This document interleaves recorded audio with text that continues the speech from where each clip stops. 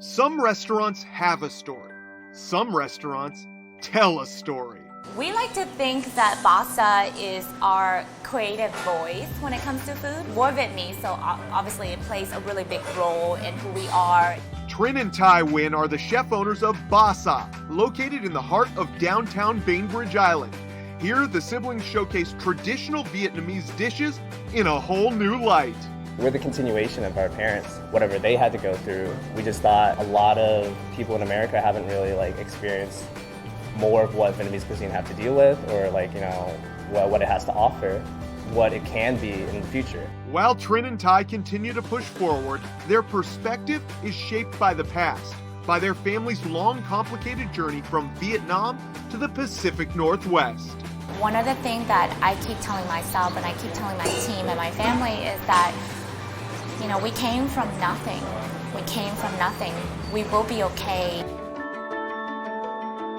Well, I was born in a refugee camp, so I didn't really too much remember the whole struggle of coming to America. But I do remember the fact that we were in Rainier Beach, and in a one-bedroom apartment with 5 of us. All I remember was, my parents worked from one restaurant to another, After working in restaurants for years, their parents fulfilled a lifelong dream in 2005, opening a restaurant of their own, Pho Tien in Paulsbo. When we opened the family business, it wasn't a choice. When your family opened the business, it started out as an obligation. Before we knew it, it became a part of life. It became a part of us. And then it was so rooted in us that the idea of even opening a restaurant wasn't even a question, before we knew it. And we're like, darn it, we're turning into our parents. We're like, we don't want that, but we're doing it.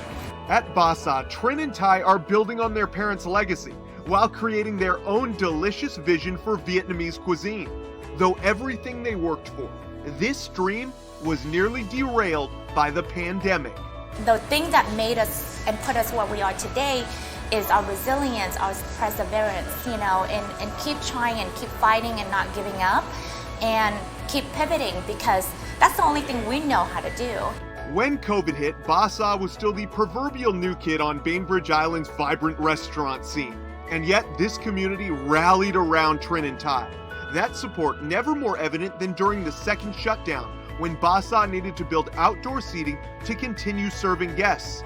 An architect, construction company, scaffolding company, and the city itself all coming together to get the build-out done in a month. The project paid for entirely by an anonymous donor. And when I asked him, what is it that you want me to do in return? Do you want me to cook for you for life? Do you want me to clean your house? And the only thing he said is, I want you to take this, I want you to build it out, and I want you to keep fighting. And I don't want you to lay off any of your staff, and you have to keep fighting. The support was overwhelming. The amount of support and everything, even throughout protests or anything going on, we were still here, and then the community was still supporting us, and I think that meant everything to us. Yes, the story of Basa is told here through each dish and every detail. It's one of family, of perseverance, and above all, the will to not just survive, but thrive. We're still here, and we're still here, so I think it's worth celebrating. For Seattle Refined, I'm Brandon Bernstead.